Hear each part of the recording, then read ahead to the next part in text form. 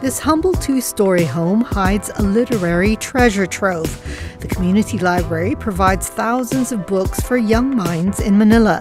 It's the brainchild of a 72-year-old local bibliophile.